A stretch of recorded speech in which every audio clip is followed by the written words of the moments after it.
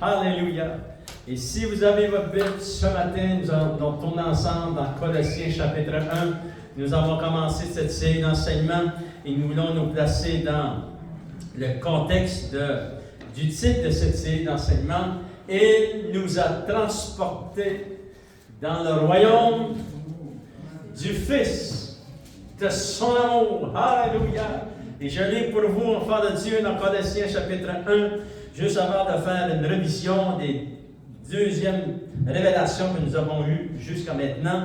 Et verset 12, il dit « Rendez grâce au Père qui vous a rendu capable d'avoir part à l'héritage des saints dans la lumière. » Il nous a rendu capables. Ça veut dire qu'on n'était pas capable. Et il nous a rendu capables. Qui nous a délivrés de la puissance des ténèbres et nous a transportés dans le royaume du Fils de son amour, en qui nous avons la rédemption et la rémission des péchés. Verset 21, il dit, « Et vous qui étiez autrefois étrangers et ennemis par vos pensées et par vos mauvaises œuvres, il vous a maintenant réconciliés par sa mort dans le corps de sa chair. » C'est-à-dire Jésus nous a réconciliés par la mort à Golgotha, pour vous faire paraître devant lui saint et répréhensible. Wow, c'est plus ça les paroles d'Abel. Et sans reproche. Et on dit, Seigneur, si du moins vous demeurez fondés et inébranlable dans la foi, sans vous détourner de l'espérance de l'Évangile que vous avez entendu, qui a été prêché à toute créature sous le ciel. Et donc, moi, Paul, j'ai été fait ministre. Seigneur, nous voulons te remercier pour la parole de Dieu. Nous avons cru, nous avons placé notre foi dans les Saintes Écritures. Et Seigneur, oh Dieu, cette parole est entrée dans notre cœur. Et alléluia, par la puissance du Saint-Esprit, Seigneur, oh Dieu. Et on te demande d'écrire sur les tables de notre cœur les versets de la parole de Dieu et les révélations qui viennent, Seigneur, des Saintes Écritures. Bénis ton peuple, bénis ton Église. Et au nom de Jésus, nous t'avons prié. Amen. À lui soit la gloire. Le titre de cet enseignement, enfant de Dieu, il nous a transportés dans le royaume du Fils de son amour. Première chose qu'on a découvert, c'est que le royaume de Dieu est inébranlable. Les choses qui nous entourent, la société va être ébranlée. Toutes les choses de ce monde vont être ébranlées. La Bible dit même que le ciel va être ébranlé, la terre va être ébranlée, les habitants sur la terre vont être ébranlés. Mais le royaume de Dieu est inébranlable et ceux qui restent attachés au royaume de Dieu sont inébranlables. Dans la foi, c'est très important de rester enfant de Dieu dans le royaume de Dieu. C'est un miracle extraordinaire. Vous n'avez pas pu créer ce miracle, je n'ai pas pu créer ce miracle par moi-même, par mes propres forces, par mes œuvres. C'est une action naturelle de Dieu. Lorsque vous avez crié au Seigneur, il vous a transporté dans le royaume du Fils de son amour. C'est un miracle glorieux. C'est le plus grand des miracles. Alléluia. Deuxième révélation que nous avons vue, enfants de Dieu. Lorsque nous sommes transportés dans le royaume de Dieu, nous sommes introduits dans la présence de Dieu le Père. Ça se fait automatiquement. Vous rencontrez le Dieu du royaume. Vous rencontrez votre Père céleste pour la première fois. Alléluia. Souvenez-vous du jour où vous avez été transporté. Immédiatement, vous avez ressenti quelque chose, la paix de Dieu dans votre cœur. Vous avez ressenti que le Saint-Esprit était venu en vous. La chaleur du Saint-Esprit vous a envahi, enfant de Dieu. Qu'est-ce qui est arrivé? Vous avez été introduit dans la présence de Dieu, votre Père. Et le moyen de communication que vous avez, ça s'appelle la prière. Nous avons vu cela dans cette série d'enseignements. Troisième révélation, enfant de Dieu. Qu'est-ce qui nous est arrivé lorsque nous avons été transportés dans le royaume de Dieu? Lorsque nous avons été transportés dans le royaume de Dieu, le Seigneur nous a établis comme fils et comme fille de Dieu. Et ça, c'est vraiment une position vraiment glorieuse. Et on va le découvrir ensemble dans la parole de Dieu. Souvenez-vous que vous avez été transportés, vous êtes devenus fils et vous êtes devenus filles du Seigneur. Alléluia, c'est un cadeau extraordinaire. Et on va le découvrir ensemble, enfants de Dieu. S'il vous plaît, on va lire dans Galates chapitre 4.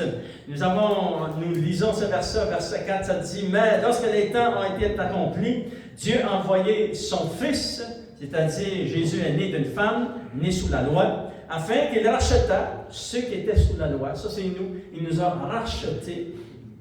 Afin que nous ressuscitions l'adoption. Et parce que vous êtes fils, parce qu'on va remarquer le titre fils, et aussi parce que vous êtes filles, parce qu'il y a des fils, il y a des filles aussi dans le royaume de Dieu. On va le relire. Et parce que vous êtes fils, Dieu a envoyé dans nos cœurs l'Esprit Saint, le Saint-Esprit, l'Esprit de son Fils, lequel crie à ma Père.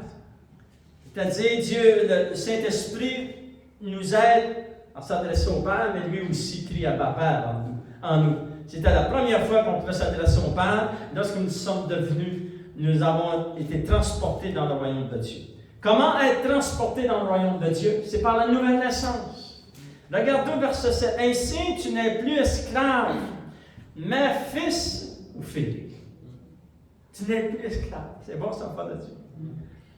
Parce que on pourrait étudier le mot esclave, mais on va se concentrer sur le mot fils ou le mot fille. Le mot, mais vous êtes fils, et si tu es fils, encore une autre fois, si tu es fils, si tu es fille, ça dit dans la parole de Dieu, tu es aussi héritier par la grâce de Dieu. Alléluia. Maintenant, enfants de Dieu, lorsque nous saisissons que nous sommes dans le royaume de Dieu, nous avons été transportés dans ce royaume, Dieu avait assez confiance en nous pour nous transporter dans son royaume. Pour porter aussi les bénédictions, mais aussi les fruits du royaume. C'est très important. Dieu a confiance en nous. Il y a beaucoup de gens qui ont été sauvés, qui ont été transportés dans le royaume, mais en regardant en arrière, ils ont fait comme la femme de Lot, ils sont retournés dans le monde. Pourtant, Dieu a mis notre confiance, il a placé sa confiance en nous. Fait que je suis certain que Dieu, il sait, il veut que nous restions fidèles. Il veut que nous restions fils et filles. Il nous a positionnés en cette position par Dieu. L'un des exemples que nous allons découvrir ensemble, c'est dans Luc chapitre 11. Et nous allons relire ces versets que nous avons lus par rapport à la parabole de l'enfant prodigue. Mais nous allons le lire par rapport au fils prodigue. C'est très important. Et parce que nous, on appelait ça la parabole de l'enfant prodigue, comme nous le voyons ici dans un sous-titre qui est au-dessus de ces versets. Ça s'appelle l'enfant prodigue. Mais on va le relire ensemble et on va laisser la parole de Dieu nous expliquer quel était cet enfant prodigue. Amen. Écoutez bien à chaque endroit que c'est écrit fils. Et lorsque la parole de Dieu parle ici de ces deux fils, le père qui avait deux fils, et aussi on peut appliquer toute la parole de Dieu aux fils et aussi aux filles du Seigneur. On va lire ensemble. Luc chapitre 15, verset 11. Jésus dit encore, un homme avait deux fils. Le plus jeune dit à son père, mon père, donne-moi la part de bien qui doit me revenir. Et le père leur partagea son bien. Peu de jours après, le plus jeune fils, ayant tout ramassé, partit pour un pays éloigné et où il dissipa son bien en vivant dans la débauche. Il est parti de la bénédiction et était dans la malédiction. Lorsqu'il eut tout dépensé, une grande famine survint dans le pays et le fils commença à se trouver dans le besoin. Il alla se mettre au service d'un des habitants du pays qui l'envoya dans ses champs garder les porceaux. Il aurait bien voulu se rassasier des carouches que mangeaient les porceaux, mais personne ne lui en donnait. Étant rentré en lui-même, après qu'il ait souffert beaucoup, il a eu faim, il est rentré en lui-même, et il se dit, combien de mercenaires chez mon père ont du pain en abondance, et moi ici je meurs de faim. Je me lèverai, j'irai vers mon père, et je lui dirai, mon père, j'ai péché contre le ciel et contre toi. Je ne suis plus digne d'être appelé ton fils. Traite-moi comme l'un de tes mercenaires. Il se leva et alla vers son père. Comme il était encore loin, son père le vit de loin. Son père le vit et fut ému de compassion. Le père courut se jeter à son cou et le baisa. Et le fils, voyez-vous à plusieurs reprises le mot fils. Le fils lui dit, mon père, j'ai péché contre le ciel et contre toi, je ne suis plus digne d'être appelé ton fils. Mais le père dit à ses serviteurs, apportez vite la plus belle robe. Il en revêtit. Mettez-lui un anneau au doigt et des souliers aux pieds. Amenez le veau gras et tuez-le. Mangeons et réjouissons-nous. Car mon fils, que voici était mort, il est revenu à la vie. Il était perdu, il est retrouvé. Il commença à se réjouir. Alléluia. Vous avez vu au fond de Dieu comment, à plusieurs reprises dans ces versets, il y a le nom Père, il y a aussi le Fils. C'est le Père qui avait deux fils, on peut l'appliquer aussi à nous, enfants de Dieu, lorsque nous étions loin de Dieu. Dieu, le Père, avait un fils et il avait une fille. Et un jour, le fils ou la fille sont revenus au Père. Alléluia. C'est plus qu'un enfant prodigue. Parce qu'on va découvrir quelque chose de très puissant dans la parole de Dieu. Pourquoi le Père dit ici à ses serviteurs, car voici mon fils, car voici ma fille. Il n'a pas dit, car voici mon enfant prodigue. Il a dit, car voici mon fils et car voici ma fille. Et là, ils vont tuer le veau gras, ils vont lui mettre une robe sur lui, enfant de Dieu. Ils vont lui donner un anneau au doigt et des souliers que nous allons voir dans le prochain enseignement. Qu'est-ce que cela signifie? C'est très significatif pour nous, les enfants de Dieu, de savoir comment Dieu nous voit comme des fils et comme des filles du Seigneur. Ça va changer notre mentalité de marcher avec notre Dieu et notre Père. Ça va changer beaucoup en nous, enfants de Dieu. Ça va changer le niveau de prière, comment on s'adresse à notre Père. Il est ton Père maintenant. C'est lui ton Père. Si tu as eu un Père qui était difficile, mais lui il est ton Père. Il est le bon Père. Il est le fidèle. C'est ton Père, c'est lui qui t'a créé. Enfant de Dieu, nous allons découvrir, enfant de Dieu, le Père a dit ceci, car mon fils qui était mort, il est revenu à la vie. Il était perdu, maintenant il est retrouvé. Alléluia. Ma fille qui était morte, maintenant est revenue à la vie. Alléluia. Ma fille qui était perdue, maintenant je l'ai retrouvée. Alléluia.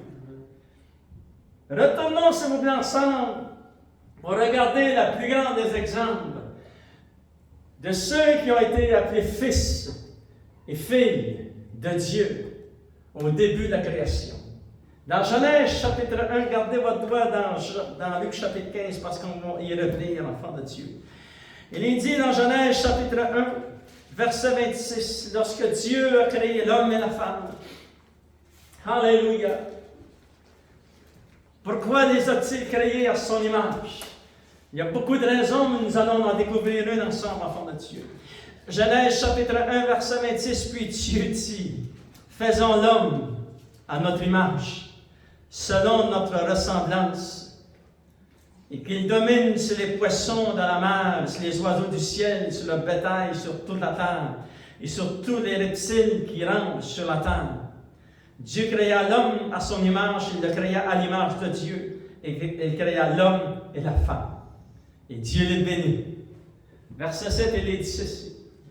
L'Éternel Dieu forma l'homme de la poussière de la terre. Il souffla dans ses narines le souffle de vie. Lorsque Dieu a soufflé dans cette personne qu'il avait créée de ses mains avec la poussière de la terre, il a soufflé le Saint-Esprit en lui. Et lorsqu'il s'est levé, il était une âme vivante. Regardez comment ce qu'il a fait Ève. Regardez dans Genèse chapitre 2, verset 7. Genèse chapitre 2. Excusez. C'est le verset 22, enfant de Dieu. Et l'homme dit, verset 22, c'est dit, l'Éternel Dieu forma une femme de la côte qu'il avait prise de l'homme, et il la mena vers l'homme. C'est-à-dire que Dieu créa l'homme, et Dieu créa la femme. Alléluia. Maintenant, enfant de Dieu, je vais vous montrer un petit verset dans le Nouveau Testament. Pourquoi Dieu a-t-il créé l'homme, et pourquoi a-t-il créé la femme à son image? Regardez dans Luc chapitre 3, verset, juste vous placer dans le contexte parce que ça décrit la généalogie de Jésus-Christ. Il est dit ceci, enfant de Dieu, il faut que vous voyez cela dans la parole de Dieu. Parce que ça va vous aider à vous voir comme Dieu vous voit.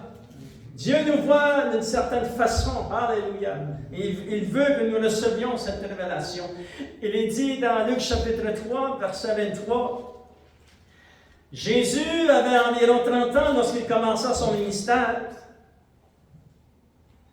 étant, comme on le croyait, fils de Joseph. C'est-à-dire, lorsque Jésus commence son ministère, les gens dans leur société croyaient qu'il était le fils de Joseph. Et il n'était pas le fils de Joseph. Il a été élevé par Joseph, mais il n'a pas été conçu par un homme. Il a été conçu du Saint-Esprit. C'est-à-dire que Jésus, c'est-à-dire étant comme on le croyait. Ça veut dire que Jésus était le Fils de Dieu. Amen. Et là, Joseph, lui, enfant de Dieu, on continue toute la généalogie, ça dit fils de Joseph. Joseph était le fils d'Élie. Élie était le fils de Mathan, etc., etc. On va au verset 31, ça décrit la généalogie de Jésus. Au verset 31, il était le fils de David. David était le fils d'Isaïe. Ça continue. Isaïe était le fils de Jobeb. Jobeb était le fils de Boaz. Et là, on continue toute la descendance de Jésus est venu, enfant de Dieu, à travers Joseph et Marie. Verset 34, il est dit Jacob. Il était le fils de Jacob. Jacob était le fils d'Isaïe. Isaïe était le fils d'Abraham. Et là, ça continue, verset 36, jusqu'à fils de Sam. Sam était le fils de Noé. Noé était le fils de Lamech. Lamech était le fils de Mathasula. Mathasula était le fils d'Enoch, lui qui est enlevé au ciel. Et là, on continue au fond de Dieu parce que vous devez voir ça. Lorsque Dieu a créé Adam et Ève, et lorsqu'ils se sont levés devant Dieu, et lorsqu'ils ont été placés sur cette terre, enfant de Dieu, regardons verset 38, fils d'Onos, fils de Seth. Seth était le fils d'Adam. Adam était fils de Dieu. Oh, soulignez cela, s'il vous plaît, dans votre vie. Adam était fils de Dieu. Non au même niveau que Jésus le Fils, mais dans un niveau différent. Mais il était aussi appelé Fils de Dieu. Il a été créé à l'image de Dieu parce qu'il était Fils de Dieu. C'est-à-dire qu'il n'a pas grandi dans la position de Fils de Dieu. Adam, lorsqu'il s'est levé, lorsque Dieu a soufflé en ses narines, et lorsqu'il va créer Ève, il va l'emmener vers Adam. Alléluia! Adam et Ève étaient fils de Dieu et filles de Dieu. Alléluia! Et ça change un peu la façon que nous avons été transportés dans le royaume de Dieu. À plusieurs reprises, nous l'avons lu dans la parole de Dieu, mais on va continuer à le découvrir ensemble, enfants de Dieu. Lorsque la parabole de l'enfant prodigue ou du fils prodigue, on peut associer que le Père, ici dans cette parabole, est Dieu notre Père. Et nous étions des fils qui vivaient dans le monde et des filles qui vivaient dans le monde. Et le Père a regardé de loin, il a vu son fils, il a vu sa fille. Et lorsqu'il vous a emporté dans le royaume de Dieu, vous avez été positionné comme fils et comme fille. Écoutez bien ceci. Avant que nous venions au Seigneur, la parole de Dieu nous dit qu'on était des fils de la rébellion. Vous vous souvenez de ce verset dans Éphésiens chapitre 2, verset 1 jusqu'au verset 2. Fils de rébellion, ça veut dire fils de désobéissance. Maintenant, nous avons été transportés dans le royaume de Dieu. Nous sommes devenus des fils d'obéissance et des filles d'obéissance. Nous avons, enfants de Dieu, changé vraiment. Ça a tout changé. Alléluia.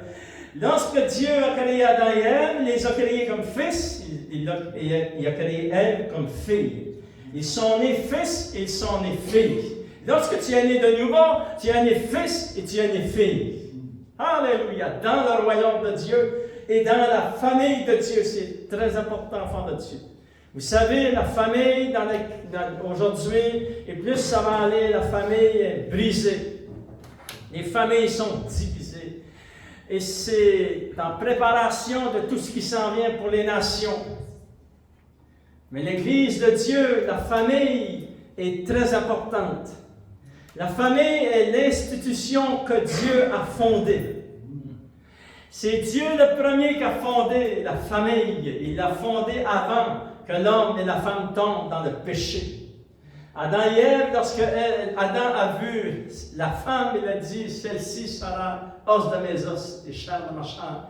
Et ça rajoute ceci, ça dit dans la parole de Dieu, tu quitteras ton père et ta mère, et tu t'attacheras à ta femme. Et ça, c'est la fondation solide de la société et de l'humanité et de toutes les nations du monde. C'est la famille. Alléluia. Gloire au Seigneur. Et c'est très important. Et là, nous avons été transportés dans la famille de Dieu. Nous sommes fils et filles. Luc chapitre 15, verset 24, dans la parole vivante, ça dit, le Père dit, car voici pour moi, mon fils ou ma fille, il était mort, elle était morte, et voilà qu'il est revenu à la vie, qu'il était perdu, et voilà, maintenant, voici qu'il est retrouvé. Dieu le Père a retrouvé son fils, Dieu le Père a retrouvé sa fille. Voici, enfants de Dieu, nous allons découvrir quelques principes que Dieu avait mis en action pour retrouver son fils ou sa fille. Le jour où j'ai accepté le Seigneur, alléluia, je n'ai jamais réalisé que Dieu avait déployé autant de bénédictions, autant de puissance et autant de travail pour me trouver. Et la même chose pour vous, enfants de Dieu. Comment le Père a-t-il travaillé pour trouver son fils ici dans la parabole de l'enfant prodigue ou du fils prodigue? Et comment a-t-il déployé autant d'ampleur et de puissance pour nous, enfants de Dieu, ses enfants? Première étape comment Dieu nous a retrouvés. Dieu nous a retrouvés. C'est-à-dire, pourquoi nous a-t-il retrouvés? C'est parce qu'il nous a cherchés. Et ça va avec tout le verset de la parole de Dieu qui dit, c'est Dieu qui nous a choisis et il nous a aimés le premier, et ce n'est pas nous. C'est lui qui nous a aimés le premier. Il est dit dans la parabole de la brebis perdue. Jésus va raconter cela dans Luc chapitre 15. Un berger avait 100 brebis et l'une s'est égarée du troupeau. Le berger est resté les 99 brebis. Il était à la recherche de la brebis qui était perdue. Il s'est dit que lorsqu'il la retrouve, il l'a placée sur ses épaules. Alléluia! Et il l'a emmenée avec joie dans la bergerie. Dieu a travaillé pour nous trouver. N'oubliez jamais le chemin que votre Père a pris, enfant de Dieu, pour vous trouver. Et cela va dégager en vous vraiment une action de reconnaissance, sachant que ce n'est pas moi qui ai trouvé Dieu, c'est lui qui m'a trouvé. Moi, j'étais perdu, comme les gens que nous connaissons, qui sont perdus, qui n'ont aucune notion de Dieu, sont étrangers aux choses de Dieu, ne connaissent absolument rien du royaume de Dieu. Ces gens ont besoin d'être retrouvés. Dieu va agir, enfant de Dieu, pour aller les chercher, mais il a fait cela aussi pour nous. Et il nous a retrouvés. Nous étions perdus et il nous a retrouvés. Regardez dans le psaume 53, verset 3, il dit ceci. Dieu du haut des cieux regarde les fils de l'homme, il regarde les filles des hommes, pour voir s'il y a quelqu'un qui soit intelligent, qui cherche Dieu. Et lorsqu'il y a un humain sur la face de cette terre, comme nous étions enfants de Dieu, et lorsque nous ouvrons une petite porte à Dieu, il va s'infiltrer, il va toucher le cœur de la personne. Et si la personne peut dire oui, sa vie va être transformée. Si elle dit non, ça va être différent pour lui. Mais si elle dit oui, Dieu va le transformer. Dieu va agir puissamment comme il l'a fait pour nos enfants de Dieu. Ça, c'est la première étape. Dieu nous a cherchés et nous a trouvés. Deuxième étape, ça ne veut pas dire ce qu'on n'a pas dit oui à Dieu. Il fallait aussi mettre notre volonté en accord avec la Père. J'aurais pu dire non à Dieu le Père lorsqu'il a frappé à la porte de mon cœur. J'étais une personne libre. Et vous aussi, vous étiez libre. Et vous êtes encore libre. Et j'ai dit oui, enfant de Dieu, vous avez dit oui. Oh, alléluia! Gloire au Seigneur, quel miracle, enfant de Dieu!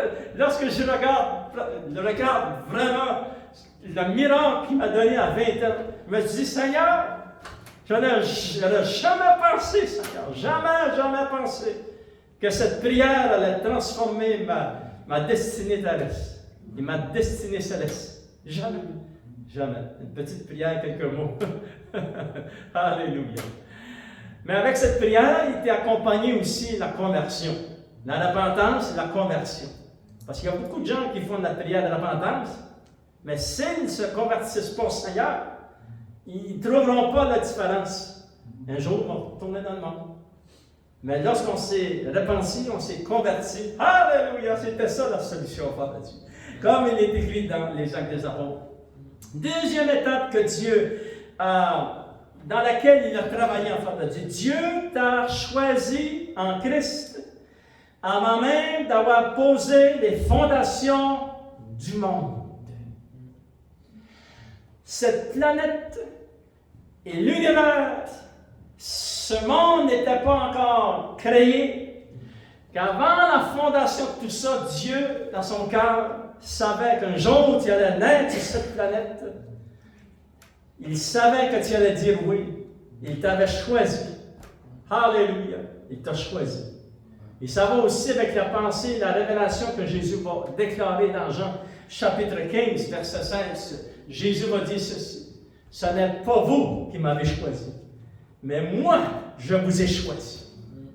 Alléluia. Et il rajoute ceci. C'est pas vous qui m'avez choisi, c'est moi qui vous ai choisi. Et en plus, il dit, je vous ai établi.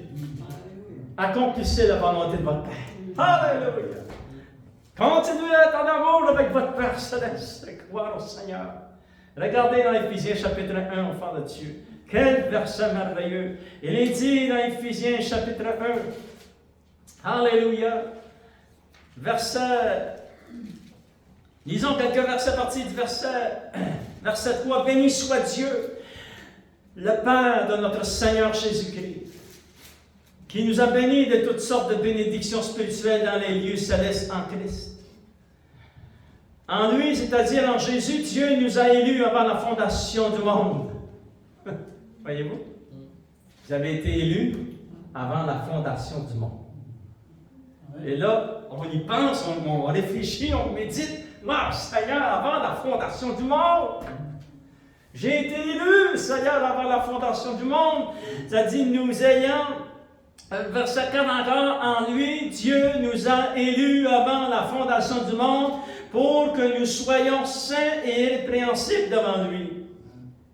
Nous ayant prédestinés dans son amour à être ses enfants d'adoption par Jésus-Christ selon le bon plaisir de sa volonté, à la louange de la gloire de sa grâce qu'il nous a accordée en son bien-aimé, c'est-à-dire en Jésus. En lui, en Jésus, nous avons la rédemption par son sang, la rémission des péchés, selon la richesse de sa grâce. Dieu a répandu abondamment sur nous. Et là, on dit, oui, c'est vrai, Seigneur. Dieu a répandu, ce sont des miracles extraordinaires, enfants de Dieu. Dieu a répandu sur nous le salut, la délivrance. Il nous a arraché des griffes, des ténèbres. Alléluia. Souvenez-vous, enfants de Dieu, car vous avez part à l'héritage des saints dans la lumière. Vous avez été transportés dans le royaume du Fils de son amour. Nous étions dans le royaume des ténèbres. Ce sont des miracles extraordinaires. Alléluia.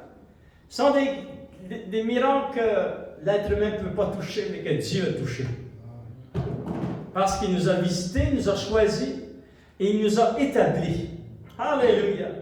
Dieu, enfant de Dieu, nous avait choisis avant la fondation du monde. Troisième chose que Dieu a fait. Dieu a envoyé ses anges pour nous secourir, pour travailler dans nos circonstances, pour emmener la protection. Si vos yeux pourraient voir toute l'activité des anges de Dieu autour de vous, Dieu vous a protégé des accidents, Dieu vous a fermé des portes ici, Dieu a fermé un moteur de voiture là, Dieu a empêché ceci, Dieu a fait avancer cela d'un pied, Dieu a fait ceci.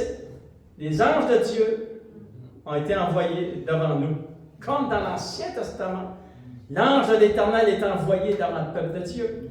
Il est dit dans Hébreux chapitre 1, verset 14, « Ne sont-ils pas, parlant des anges, ne sont-ils pas tous des esprits au service de Dieu, envoyés pour exercer un ministère en faveur de ceux qui doivent hériter du salut. » Alléluia! Nous, on hérite le salut. Ils ont été envoyés par Dieu pour exercer un ministère pour nous qui héritons le salut. Amen. Alléluia. C'est merveilleux, enfant de Dieu. Quatrième chose que Dieu a fait. Dieu a préparé le chemin d'avance.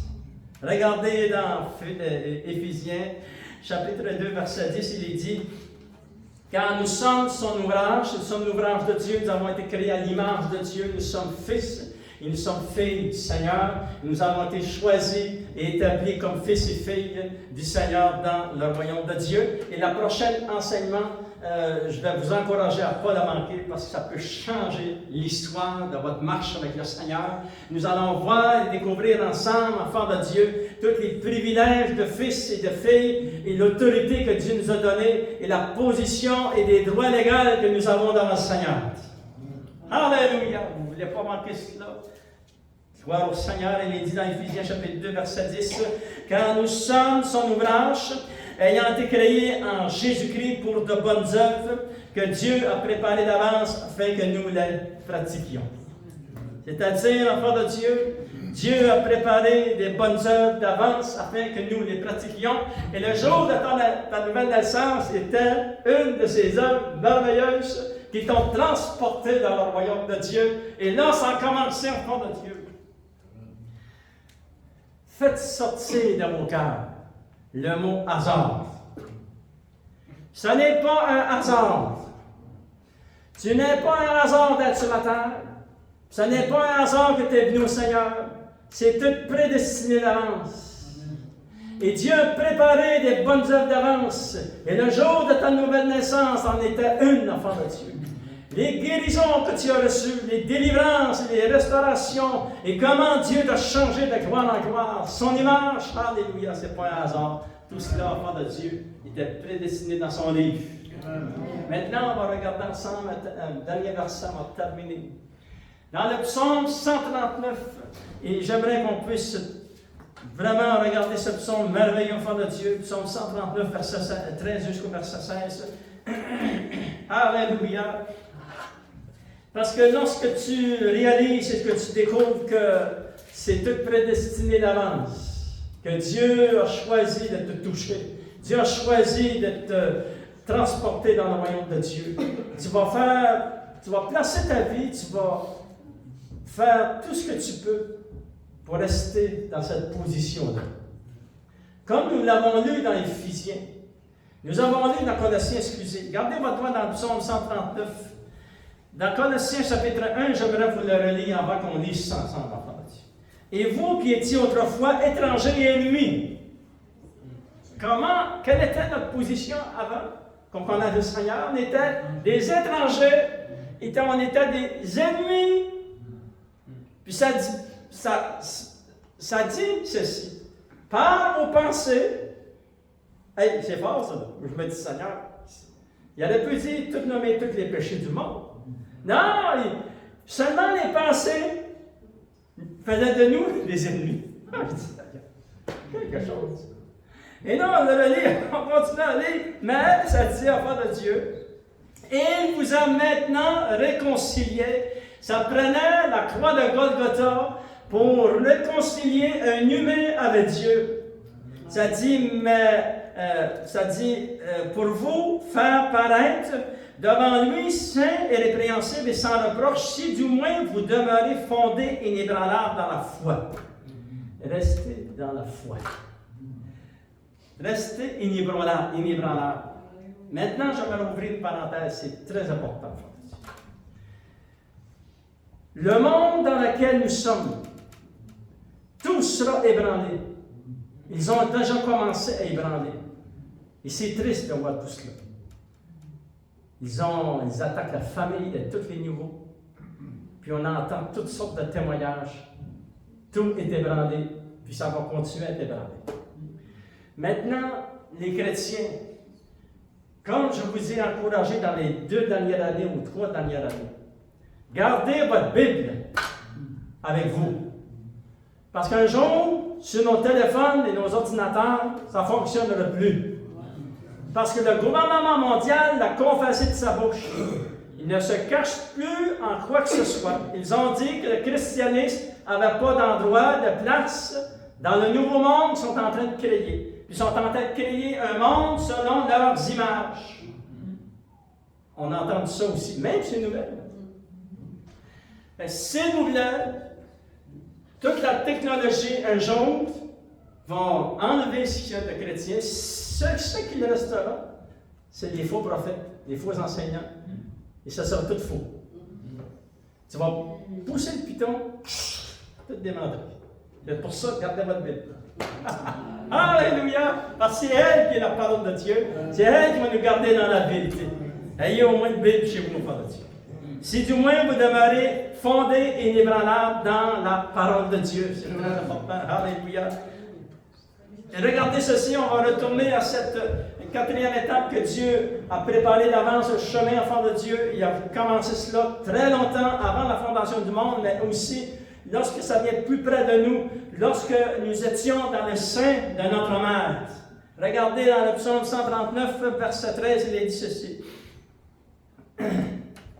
Et toi, c'est toi, excusez, qui as formé mes reins, qui m'as tissé dans le sein de ma mère. Je te loue de ce que je suis, une créature si merveilleuse. Souligne cela dans ta parole, dans la parole de Dieu. Tu es une créature merveilleuse. Ne te descends pas à un niveau où ce que les nations enseignent. On n'est pas des descendants des singes. On est des créatures merveilleuses. Amen. Qui était votre premier parent? Adam et Ève étaient fils de Dieu. Et Ève était fille de Dieu. Alléluia! Soignez cela dans votre Bible, enfant de Dieu. Croyez cela toute votre vie, parce que c'est là votre descendance. Et on continue à le lire, ça dit, et mon âme le reconnaît bien, mon corps n'était point caché devant toi, lorsque j'ai été fait dans un lieu secret. Ça, c'est lorsque j'étais dans le sein de notre mère. Dieu nous a tissés, il a mis des qualités en nous, il a mis des choses en nous, qui pas dans les autres, mais des fois ressemblantes, mais différents. Vous êtes tous différents et uniques dans votre Seigneur. Il s'est dit, mon corps n'était point caché devant toi lorsque j'ai été fait dans un lieu secret et tissé dans les profondeurs de la terre. Quand je n'étais qu'une masse informe, tes yeux me voyaient. Petit, très petit dans le ciel de la mer. Dieu te voyait déjà parce que tu étais déjà un être humain. Et regardez en face de Dieu. Il s'est dit, quand je n'étais qu'une masse informe, tes yeux me voyaient, et sur ton livre était tout inscrit les jours qui m'étaient destinés, avant qu'aucun d'eux n'existait. Wouh! Alléluia! C'est-à-dire que Dieu a préparé d'avance, dans son livre, il y a un livre dans le ciel qui t'appartient. C'est Dieu qui écrit dedans. Il a dit, mon fils, regarde ton histoire. Alléluia! Et des fois, enfant de Dieu, dans notre histoire, il y a des journées qu'on aimerait vraiment oublier. On n'aurait jamais voulu qu'ils viennent. Et alors, on a questionné Dieu lorsqu'ils sont venus. Seigneur, pourquoi tu permets cela? Et nous avons ouvert la parole de Dieu. Nous avons découvert, enfant de Dieu, que c'était notre foi qui était testée. Mais souvenez-vous qu'un jour, votre foi ne sera plus testée. Vous marchez par la foi aujourd'hui. Mais lorsque vous serez revêtus de votre corps céleste, vous serez toujours avec le Seigneur. Consolez-vous tous par ces paroles, enfants de Dieu. Alléluia. Mais dans ce livre, il était inscrit tous les jours qui nous étaient prédestinés. Ça ne veut pas dire qu'il y a des jours qui sont très beaux, des jours jamais oubliés, mais des jours très difficiles, mais des jours, enfants de Dieu. Et l'histoire termine bien. Lève-nous sous ça. Alléluia. Allez-moi donner l'applaudissement au Seigneur ce matin. Et on invite nos musiciens enfants de Dieu. Alléluia. Et la tout prédestiné d'avance. Gloire au Seigneur. N'oubliez pas ceci, enfants de Dieu. Tu as été transporté dans le royaume de Dieu. Tu es né de nouveau comme fils et comme fille dans la famille de ton Dieu. Avec des droits et des privilèges de fils et de fille. Alléluia. Et tu veux continuer à garder. Et le prochain enseignement, nous allons découvrir les droits et les privilèges du fils et de la fille. Seigneur, nous voulons te remercier. C'est merveilleux, Seigneur, de pouvoir recevoir des révélations de la parole de Dieu. Nous en sommes bénis. Tu as dépassé nos attentes. Alléluia. On ne pensé jamais d'être positionné dans ton royaume comme fils et comme fille. Nous l'avons vu aussi l'exemple, Seigneur, au Dieu d'Adam et Ève. Eux aussi étaient fils de Dieu, étaient filles de Dieu. Et Seigneur, c'est un privilège. Nous voulons garder ce privilège. Nous voulons chérir, Seigneur, tout ce que tu as placé en nous. Comme la parole de Dieu le dit, Seigneur, nous portons en nous des trésors célestes. Oh oui, Seigneur. Et merci, Seigneur, pour Dieu, de toutes ces révélations. Je te demande de bénir ton Église. Bénis tous ceux qui écoutent aussi sur la chaîne YouTube. Que tu puisses continuer à te révéler à chaque personne, Seigneur. Je te demande de guérir, de restaurer, de toucher tous ceux qui ont besoin d'être touchés, Seigneur. Et de sauver tous ceux qui ont besoin d'être sauvés. Et au nom de Jésus, nous t'avons prié. Et on termine avec ce chant de victoire ce matin. Gloire au Seigneur. Alléluia, Jésus.